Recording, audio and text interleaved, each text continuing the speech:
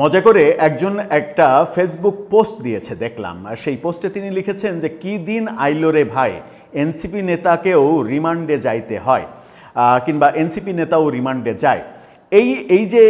এই ধরনের লেখা মানে এনসিপির রাজনীতি সম্পর্কে মানুষের মধ্যে যে একটা তিক্ততা তৈরি হওয়ার লক্ষণ, সেটা আমরা বুঝতে পারি, যেটা আমাদের কাছে কোনোভাবেই প্রত্যাশিত নয়।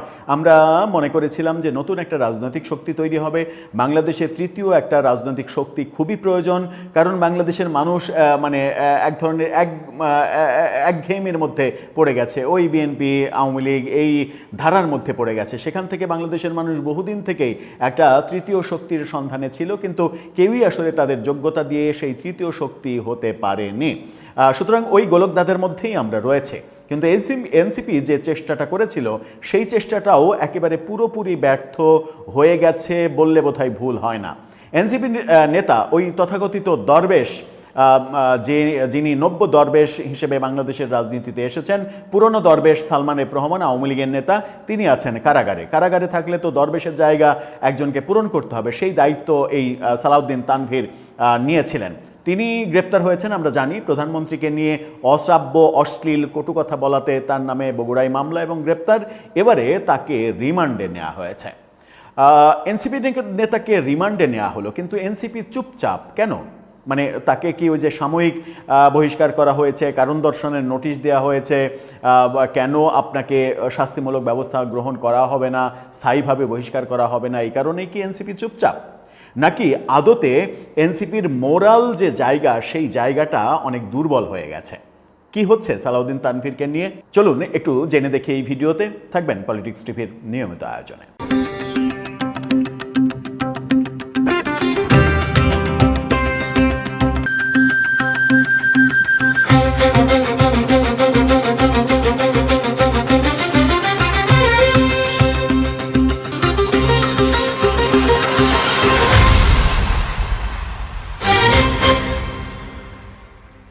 দর্শক, বলছিলাম এনসিপি নেতা সালাউদ্দিন তানভীরের কথা।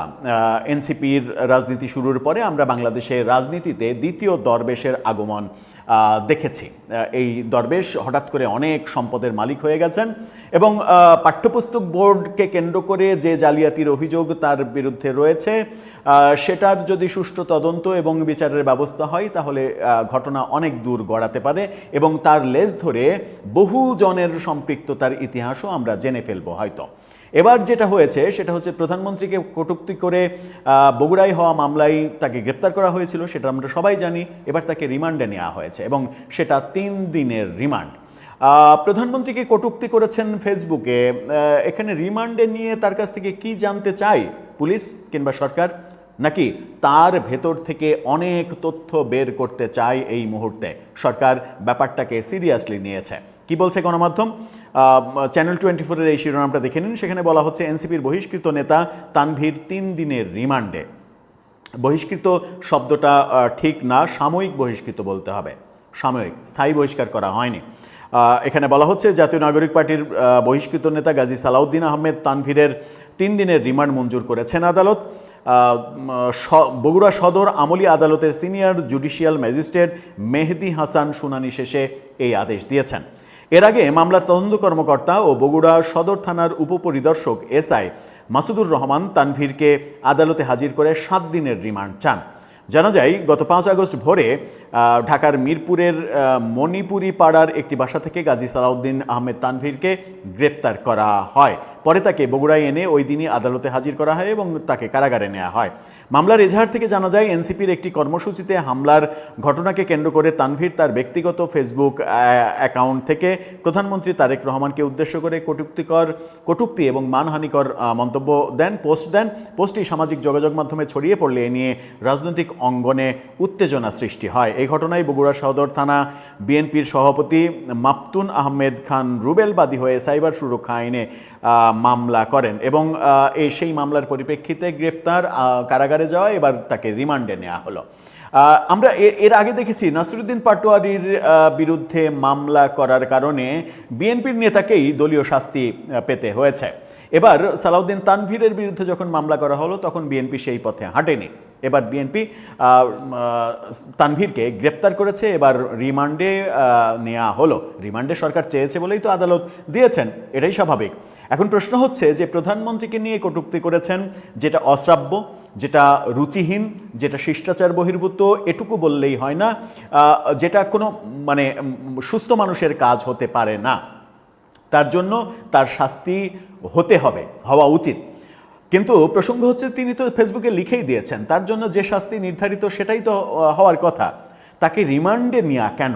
মানে ফেসবুকে এই লেখাটা কারো ইন্ধনে লিখেছেন কিনা, কেউ লিখে তাকে মানে মেসেজ করে পাঠিয়েছে কিনা যে এটা তুমি পোস্ট দাও, ঘটনার পেছনে আরও কোনো ঘটনা রয়েছে কিনা, সাম্প্রতিক সময়ে বিএনপির বিরুদ্ধে যে ধরনের অ্যাক্টিভিটিস জামাত এবং এনসিপি নিচ্ছে সেই অ্যাক্টিভিটিসের ভেতরের তথ্য বের করে আনতে চায় কিনা সরকার, এই শিক্ষা পাঠ্যপুস্তক বোর্ড, সেই বোর্ডে যে তার দুর্নীতি, সেই দুর্নীতির ব্যাপারে কোনো ইনফরমেশন তার কাছ থেকে বের করতে চায় কিনা, সচিবালয়ে যে নিয়োগ এবং বদলি বাণিজ্য হয়েছে অন্তর্বর্তী সরকারের 1.5 বছরে, এবং সেই ব্যাপারটা হ্যান্ডেলিং করেছেন এই তানভীর, ফ্রন্টলাইনে থেকে পেছনে তাদের বড় শীর্ষ 2 নেতা কাজ করেছেন, এরকম অভিযোগ বিএনপির নেতা রাশেদ খান সহ অনেককেই করতে দেখেছি। সেই ব্যাপারগুলোতেও মানে কোনো নির্দিষ্ট তথ্য পাওয়া যায় কিনা, এই সব কিছু কি খুঁটিয়ে খুঁটিয়ে দেখতে চাইছে এবার সরকার?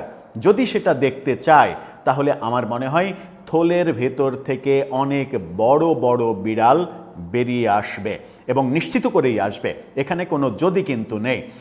এবং সেগুলো বেরিয়ে আসলে সেগুলো কি সরকার প্রকাশ করবে, নাকি সরকার কৌশলে সেগুলোকে চেপে রাখবে? কারণ সেগুলো প্রকাশ যদি করে ফেলে তাহলে অনেকাংশেই হতে পারে যে জুলাই আন্দোলন পরবর্তী জুলাই যোদ্ধারা এত খারাপ কাজের সঙ্গে জড়িত হয়ে পড়েছে, এই ব্যাপারটা জুলাই অভ্যুত্থান, জুলাই আন্দোলন, জুলাইয়ের বিজয়, পুরো এই মানে কর্মকাণ্ডকে বিতর্কিত করে ফেলবে, কলঙ্কিত করে ফেলবে।